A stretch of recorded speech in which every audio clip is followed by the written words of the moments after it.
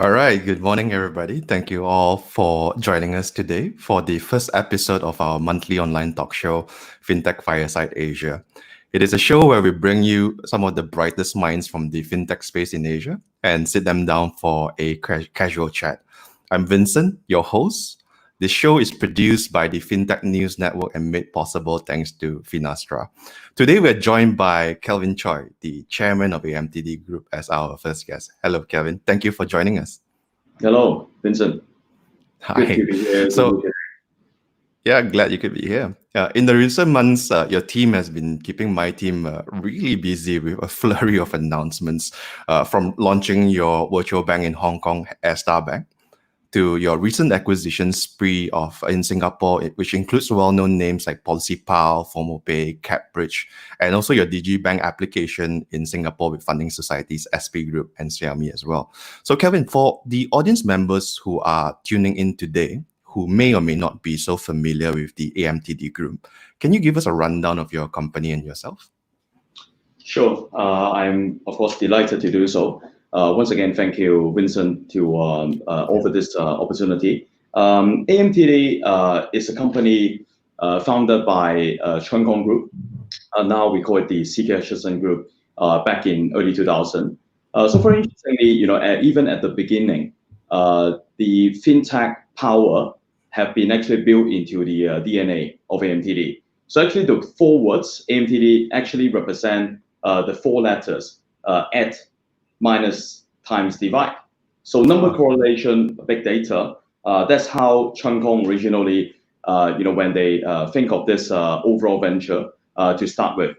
So they started off with also inviting from Australia, the Commonwealth Bank of Australia, and together with Chun Kong, creating this hopefully to become an independent wealth manager, but really leveraging on all the big data from Chun Kong and Hutchison. So that's the original of AMTD. So over the years, a bit of history, the company have been running in a very stable way, but I would not say that is a very exciting way. Because it's somehow the ideas of doing using big data marketplace have been all very right, but then probably a little bit too early. So sometimes the best we need to wait till the last, right? The early days, been very offline. So over the years, a little bit about my background. So I've been a long time trained to become a professional accountant. So been with the accounting industry for quite some time, but soon afterwards, instead of looking into historical, I want to create the futures, right? I want to look into more forward-looking and creating values for clients, for people, for myself. So I joined investment banking. I joined Citigroup, and with Citi for quite a bit of years, focusing into investment banking, but also a bit into strategy. Being named as a China specialist for Citigroup in China, so in charge of strategic alliance, but later on joined UBS, also involving in investment banking, but also involved a bit into also the global family office setup. But on an overall basis, really finding the right opportunity, the right platform with the right people to start something hopefully extraordinary. So I think towards the end of 2015, 2016, I got the opportunity to talk up the leadership of AMTD.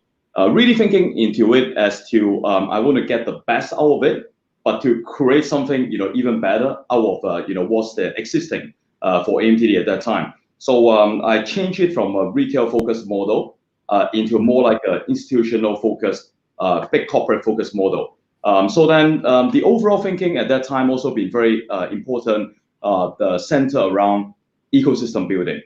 Now that of course we all talk about partnership approach, ecosystem building, community based. But then early on, back in 2015, 2016, might not be something that everyone focusing into. So what I've been thinking in mind is that I do not want any singular financial services platform that become very piecemeal, that I chase for one particular transaction, one particular listing project, one particular bond transaction here and there every year. It becomes quite boring, right? Even the clients, they don't feel bored, I feel quite bored, right? So in a way, I want to create something more sticky, more consistent, sustainable. So I'm really thinking about, for example, like, talking about investment banking ahead of the time before I raise the money for a client. I'll think about, how they would want to spend the money, whether any $10 they raise, they need to spend all $10, or whether there are some leftover remaining portion that we can help to preserve the value. We can create more value. And also into each of the future steps, maybe they want to invest into something else,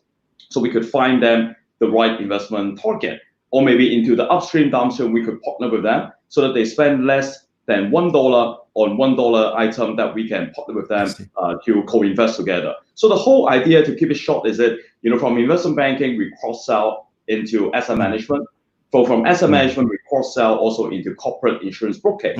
Alongside, when the client they expand their businesses into a new horizon, a new country, set up new offices, new risk exposure, that's where we find the insurance product for them. And ultimately, of course, we invest alongside the client, as we said. So that kind of formulate the early stage of the spider net. So spider is like what, right? Become very sticky, right? We connect all the dots, but then through the dots, right, through the spider web, I don't see myself giving out poison to them. I'm giving them vitamin, I'm giving them, energy, and hopefully in between each other, combine up with each other, we create more synergies for everyone. Interesting. I think it's fascinating that since your inception, you really have this kind of analytics and big data kind of philosophy baked into your name, right? And I think in early 2015, 2016, that's not as common as it is in 2020. So interestingly, I think you've also done some pretty big IPOs in China as well. You've also been listed as the largest private investment banking setup in Asia, right? Yeah, I think this particular description, I think sometimes somehow people not in the field might find it a little bit interesting, but in fact it's not. I think it's something very into the history of investment banking, right? That for Asia Pac, just a few quick sentences that you in the early days, right? Back into the 90s or in the 2000, you see very actively the global investment bank or the bulge bracket, right? But now they still do very actively. But then over the recent years, right, you see also the growing out of lots of the active involvement by lots of the Chinese investment bank. In fact, most of them are state-owned by the government, but then they perform very well with the right people, right talent, right strategy. But then I think into Hong Kong, into the broader base of even for Southeast Asia or for the whole of Asia, it's actually quite different from the other side of the whole world. That let's say in the States, right, your Wall Street, of course, the origin of investment banking, you see lots of kind of like professional team-driven, commercial, type of organization, very active investment bank. So you see all this Jefferies, Moelis, Evercore. You see it from even the UK side, you have Rothschild, non-family history, heritage, but then focusing a lot into the professional team management, or including into like Green Hill, Cowen, a couple others. But you don't see quite any of such in Asia. So I think one very successful player you see that is Renaissance Capital. Of course, they've been very active from China side, now listed in Hong Kong. But then we focus a lot into something differently. That you see that when we talk about the US side, all this professional team-owned investment bank, they are actually into very strong expertise into some vertical, biotech, healthcare, financial services, into any particular. But in Asia, right, especially that the overall Asia economy have been quite kind of driven and dominated by families, conglomerates, right? So they are really kind of mixed up in between of the particular characteristics of each company or company group. So I think we want to be comprehensive. I do not think of the model. One is that I'm a strong believer in ecosystem partnership. Number two is that I'm a strong believer in terms of like an open-end platform, that we don't restrict ourselves into one or the other. That I only do this, but I don't do that. I only focus into private, but I don't focus into public. But then I want to be wide open. But yet, I'm not going to do everything and anything. I still need to focus into the particular verticals that I choose. So that formulate, the later, development of our ecosystem. So for the financial services side right now, we have investment banking, we have asset management, wealth management, we have our insurance brokerage. Now connecting the dots, as most of you on the line would know, from Hong Kong, but also into Policy-Town, into Southeast Asia, but of course we want to expand more, but also into investment. So investment, I think no matter traditional financial institution or for digital operator, that in China we are a major investor in the Bank of Qingdao. I sit on the board. And then we also have a partnership with Xiaomi. I think as you kindly introduced for us, the A-Star Bank now in Hong Kong, the first two virtual banks officially open for businesses, and then almost into other verticals, right? So that actually for the financial services side. Then for the non-financial services side, I still think that, very much as I said, if we want to build an ecosystem, if we need to build a community, we must be a little bit more comprehensive. Not just that, when I'm very bullish in financial services, then I only do those. I don't do any other things.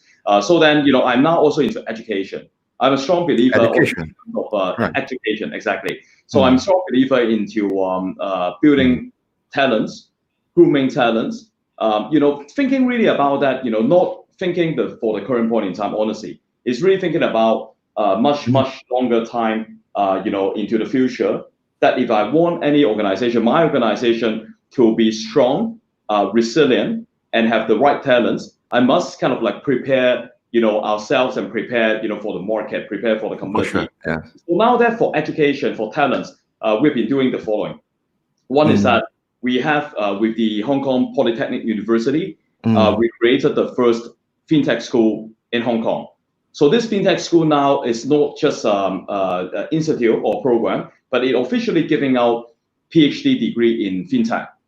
So the first class already commenced. The second class we are about to put a closure to a new student intake. So please, anyone interested, please come to check it out. And then other than that, probably many of you will know that a few weeks ago we announced the XC program. So the XC program is the AXSI. The A is as an AMTD, X is Xiaomi, and the S is SMU, and also I is ISS at NUS. So together with the two university breadth of their knowledge, we created this digital finance leadership program. So we announced this at the World Economic Forum at Davos early on this year, but now officially received the approval from the Ministry of Education. Now that we will give this out and commit ourselves, we're really putting this out to be a 5 years long-term program to groom the next talent. And the next thing that we just recently rolled out is actually with the Singapore FinTech Association, SFA, is the AMTD SFA Global Fellowship Program. So each year, starting this year, we will handpick no more than 10 entrepreneurs. We will support them. We will give them money token. We will open up exposure for them. We will bring them round trip to different FinTech festivals in the world. We will roll them into the different education programs that we organized and hosted so that they become very comprehensive. So a little bit like the Young Global Leader program for World Economic Forum. So that we want to groom the right leader, FinTech or digital space for the whole of Asia. I think that's fascinating. I mean, that's really the next generation. If we don't groom them right now, then there is no talent for the digital financial services space, right? Okay, I mean, Kevin, I want to go back a little bit about the A-Star Bank, which was recently launched in Hong Kong. Can you walk us through the experience you have setting up a virtual bank in Hong Kong? There's also a question from the audience as well, so I'll kind of include that as well. One of the audience members asking, with 10% shareholding in A-Star Bank, how involved is AMTD in the build-up and running of the bank? So it's a two-part question. Sure. Your experience in setting up and how involved AMTD is. Please. Sure. I think the setup experience on an overall basis is extraordinary. I think you might not find many people surrounding you, anyone on the line listening right now, or for you, Vincent, that so many people, right? But then, for people actually start from scratch, from a day of applying for it, submitted the first application, rounds of questions, independent assessment. Then finally, you got the day that when I hold the license paper on my hand, right? And then when we start to interview the first candidate, and onward to over 150 candidates that we interview. And now they formulated a team over 100 people for this A-Star Bank. But still manage it to be one of the least lost making, out of all 8 virtual banks in Hong Kong. Of course, no one have officially commenced operation by the end Yeah. of last year. So of course, it's all costing. But then we manage cost-wise very wisely. So now that I think it's the second one up and running, officially open for businesses. So I think the whole experience has been extraordinary. But one thing that I see the most challenge or the most important, of course, for anyone next to create the next digital bank, I think will be talents. I mean, it's pretty much like a talent war, I would say, that we go out there to grab every talent. But how to find the best talent or the right talent is not just about the individual, simple caliber, the experience, before that, or how they only showing different kinds of commitment, but it's really about their overall know-how into both the tech and the fin space. So whether it's the FinTech or tech fin, we always debate a bit along that. But when you see that, Hong Kong, I mean, similar to Singapore, the two cities, the two places, you see a whole lot of banking professional with significant amount of experience, right? But those are people very senior and up on the ladder. But then, how well they kind of pick up or in terms of, embracing the overall digitalization or disruption is something that I think everyone is still finding or mapping out the best team. So we are very happy that, for ASR Bank, we see very stable, staffing. But then some other banks, I think in the public domain, you will see that they see quite a bit of turnover. So really finding about the right team and tuning the right mode, the right setup. I think that's how I see it. Then going to the question from the audience, right? We stay very thankful. I stay very thankful to Mr. Lei Jun, Mr. Hong Feng, and also the whole of the Xiaomi team. I think honestly, comparing in size, of course, we are still trying very hard, growing ourselves, from tier 1.5 onward, to building our enterprises. But then on overall basis, Xiaomi, even though they are so huge and gigantic, but in fact, they also grow very fast. I respect them a lot. In fact, when I grow this out alongside 4 years into 5 years, but then they only grow it out, I think in 10 years time, they become a Fortune 500 company, right? So I think there is a lot of items that we are learning from them.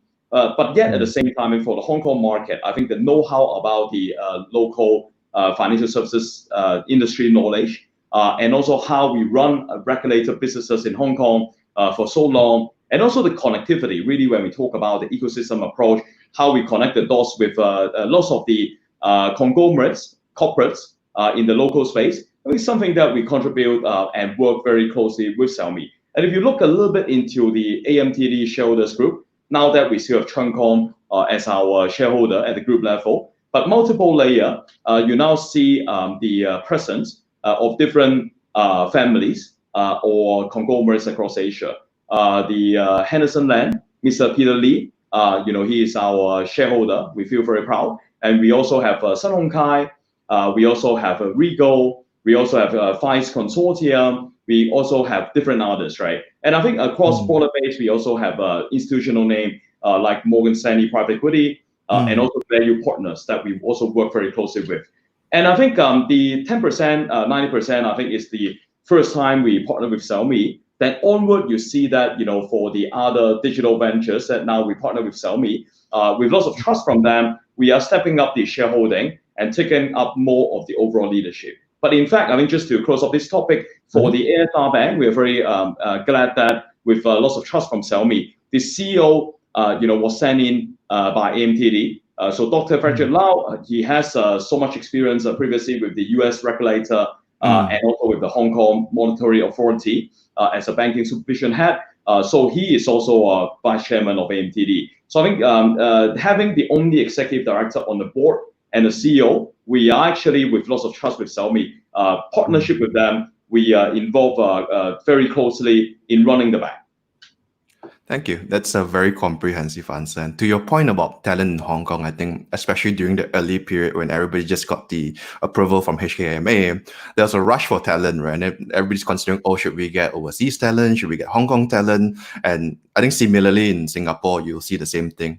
And we're really seeing a lot of bankers being pinched by virtual banks to hire to their the digibanks in Singapore as well, right? But I guess the question is also news surrounding that as well, right? yeah. And then like that's also the question of, like you said, the tech and the fin. So when you bring in these bankers, will they bring in the legacy thinking? Do you need to bring in new blood? So there's a lot of consideration in talent, which definitely is a lot of challenge for a lot of the banks. But your partnership with Xiaomi was really interesting, because I remember when I saw the list of consortiums as there, I was like, oh, Xiaomi, AMTD, because I was very fascinated with a lot of the work they did in India, and I'm really interested to see where you guys will take Airstar Bank in the next few years. So I want to move on to the next question. So from Hong Kong, you're moving to Singapore, and recently you announced the name of your digibank in Singapore, which is Singabank. So give us a sense of what your vision is for Singabank, and how what you've learned from Hong Kong plays into Singabank. Sure. I think I will talk a bit more about surrounding the overall digital platform that we are building, but not that much into the particular Singabank, since of course it's still in application.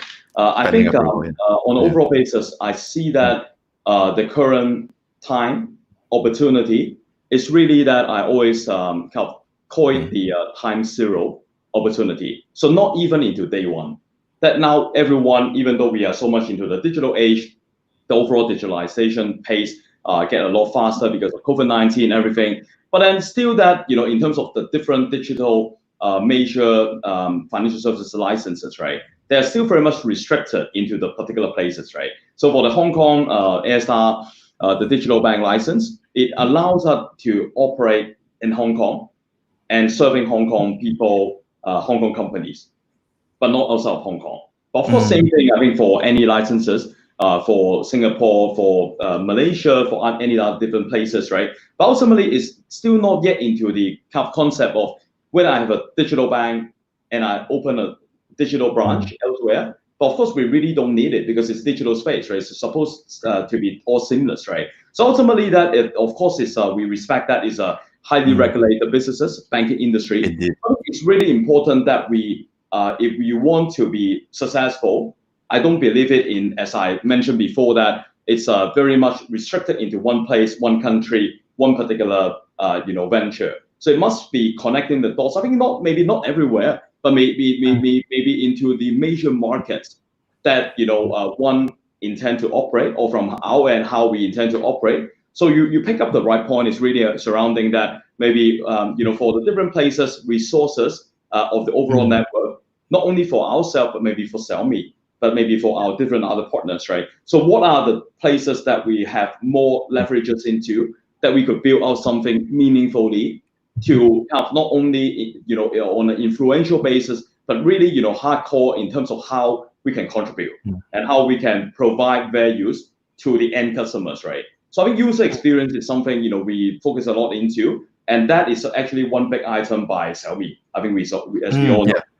So I think on an overall basis, I think what we are seeing is that first of all, I need to find a place, the place that will provide me with lots of talents, lots of innovative power, lots of entrepreneurship spirit, and then to kind of become quite wide open in a way that I could connect from it into different places, right?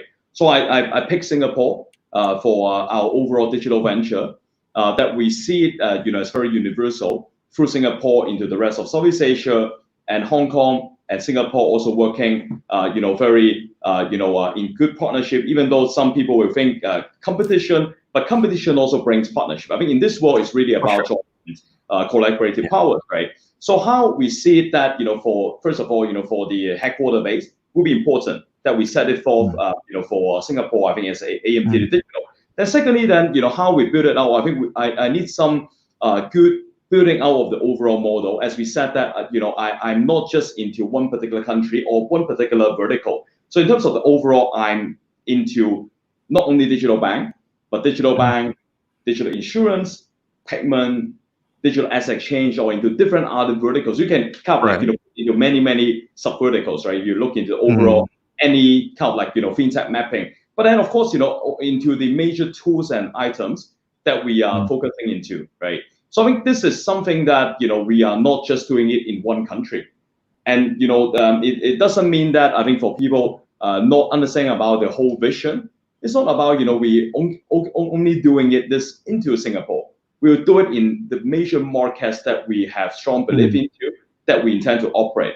So now that you see Hong Kong, you see Singapore, but we also mentioned about some other different places. So stay watch, right? So we will be into different areas of space. And the same similar model of building out of our overall digital solution power will be continuing.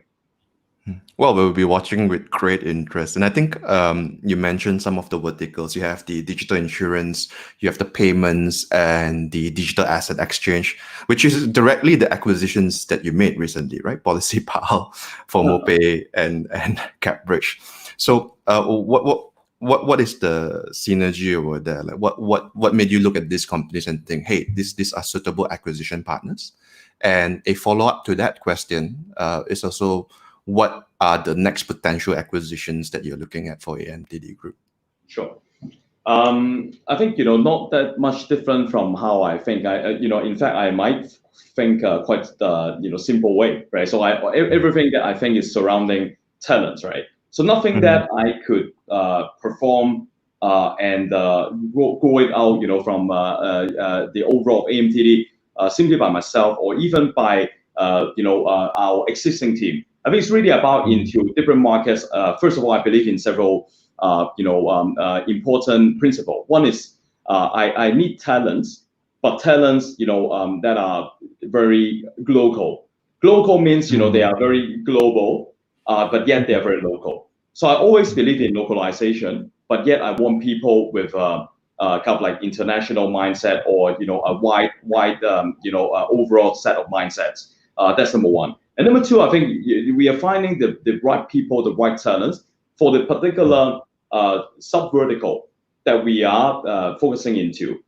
So I think very glad that we've been able to work with the few companies. I think you just mentioned. I think FormoPay, PolicyPal, CapBridge. But I feel more excited not just about the particular company. Of course, they're a great company or with lots of potential, I would say. But in fact, it's really about the talent. So the talents bring in more talents. The talents bring in more depth of knowledge, local know-how, but they also bring in new ideas, right? Thinking. Sure. So I think only by doing that and connecting the dots is really about people connecting as well. Then we will be able to build a greater, better AMTD.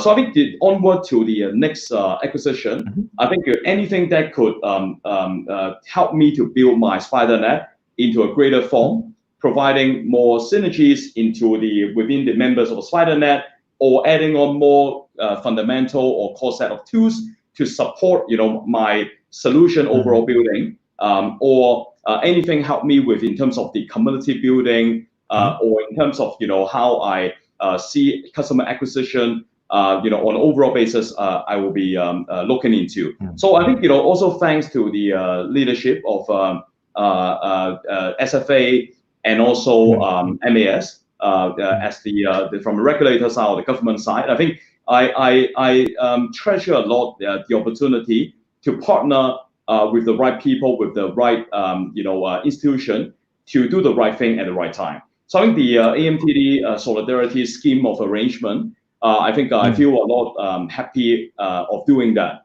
I think there are actually lots of reason doing it. The reason is really being that we want to connect with the community. We want to have the single touch and connectivity with each and everyone. And I could tell you that the good news is that in this several days, we have already sent out the first batch of letter, but already over 200 companies got the grants. It might be smaller amount. It might be more or smaller than the amount they expect, but it's a grant. It's something that we give it out to support and anchor the FinTech community building at the special moment in time. It might not cover everything that they need, or maybe just cover for particular months or weeks of time or particular period of time. I think it's really about solidarity. So I think solidarity into also another point, very important. I think it's really about how we do more. Seeing the aggregate of power, or how we build, kind of like one connected platform. One connected platform doesn't mean that it needs to be kind of like all into AMTD. It could be how my platform connect with yours, right, Vincent, for example, right? So it's really about interlinking each of our different ecosystem to build a more connected solidarity, overall community. So with all these SpiderNet initiatives, I wonder if you're building towards your friendly neighborhood bank, yeah? Indeed, right? Yeah. So I think we have time for maybe 2 or 3 more questions, and I'll try to combine and condense some of the questions from the audience. Some of the questions is actually linked back to your recent Solidarity Fund, your partnership with the universities. So one of the audience members is asking, with the recent alliances in Singapore, is it part of a marketing effort to raise the profile for the application? Will you guys still go ahead if it does not get the license? Is one of the questions from the audience. Sure. I think it's a very interesting question, right? In a way that I think everything that you do as an organization wouldn't be for a single purpose, right? If it's for a single purpose, I think doing anything like that, it will be quite costly. That you do free controlling stake acquisition. 4 years ago, I started to support Singapore FinTech Festival. We are actually the founding partner. So I think it's really, I have a crystal ball looking ahead of time that I know that the digital license will be coming out, that 4 years ago we start investing. So people's maybe quite interesting that you might love to connect with anyone online, become friends and part of the ecosystem connectivity. But then I think I always eyeing different markets that I see, no matter for Singapore, for Hong Kong, we have been investing quite a lot. And I think on overall basis, we even invest more than that. I think maybe people might not pick up that you talk about what is marketing. So last year we spent 300 million Sing to buy a building in Singapore. So I bought the building from OUE, now renamed as AMTD Singapore building, AMTD Oakwood Premier. So be my guest, anyone on the line, right? Go there, say my name, get a discount, right? So I think I would think that anyone wouldn't doing all this for marketing, right? I think of course any company building out, of course there will be branding, profiling, overall kind of like front facing into the market, how you build out your overall key principle to live it out not just externally but also to the company, within the company, tone at the top. How we spirit, set forth, as an entrepreneurship spirit, we uphold, from AMTD side. So I think, everything that my answer is actually very simple. We look into consistency. We look into sustainability.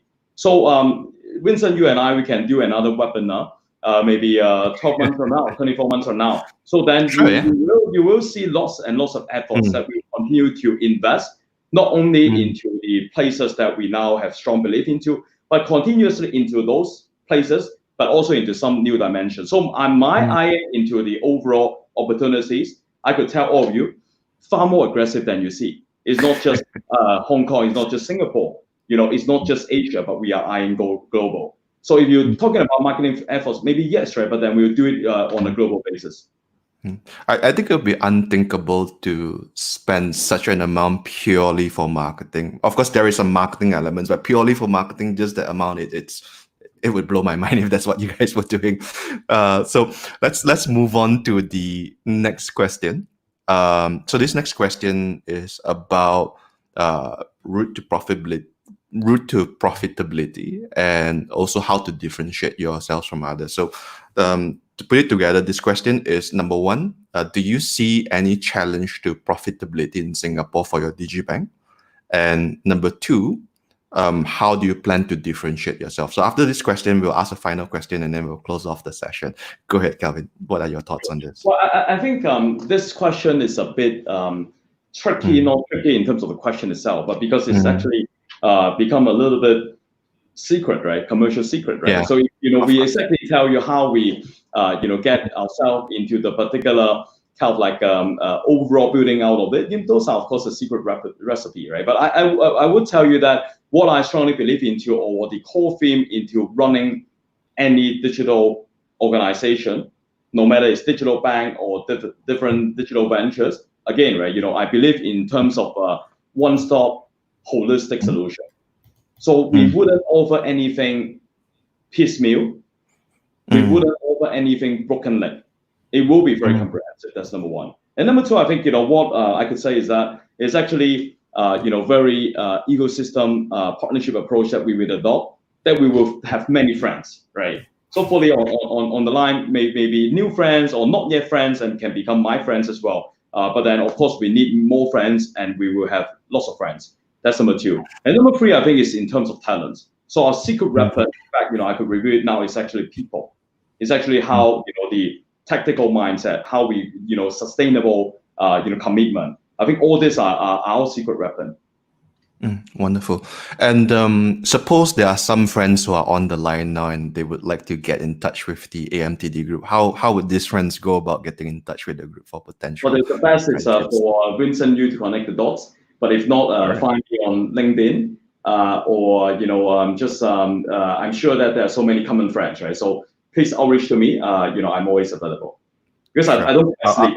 I sleep only every day, 3 to 4 hours at max, right? So most of the time you can find me. Oh my, I don't know how you survive with 3 to 4 hours. So I will leave my email in the comments. If you guys want to get in touch, send me an email and I'll forward it to the AMTD group. So I have one last question before we close off the session, and I'll combine this with one of the questions that the audience is asking. So one of the audience member is asking what other markets you're looking at. And for me personally, because I handle the Malaysian editorial a lot, I also want to know about what are your Malaysian plans as well. So it's a two-part question. Kelvin, please go ahead. Sure.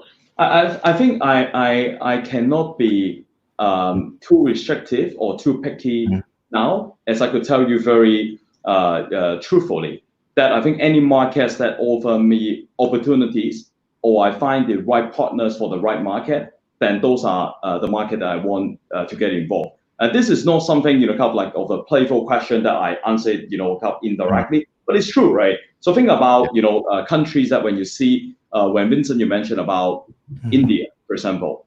So when you see that Xiaomi being the #1 handset brand there in India, and of course, lots of involvement already in some FinTech exposure, then I think I could tell you that we are also very bullish into building out the linkage between us, different markets from Asia and with India overall. So you see that, last week we signed a strategic cooperation with Global Linker as one example. I think on overall basis, I think, but if you ask me, I still would want to give you the answer. We want to look into and get involved in Malaysia. We want to get involved and already have some good linkage into Vietnam. So I think, into markets, I think with lots of energy, with lots of momentum, are the markets that we want to get involved. Wonderful. Well, that's it for the show today. With that, it only leaves me the honor of thanking Kelvin for joining us today, and also all of you as well for tuning in. There's nearly 300 of you tuning in Facebook and YouTube. Thank you for joining us. If you enjoyed the show, do consider liking and subscribing. Feel free to also give us feedback on how we can improve. You can reach out to us at editorial@fintechnews.my. And if you'd like to connect with the AMTD group, you can drop a line to the email. Stay tuned for the next episodes as we've lined up some interesting guests for you over the next few months. Once again, thank you for joining us and have a wonderful day ahead. Thank you, Vincent. Thank you, everyone online. Thank you.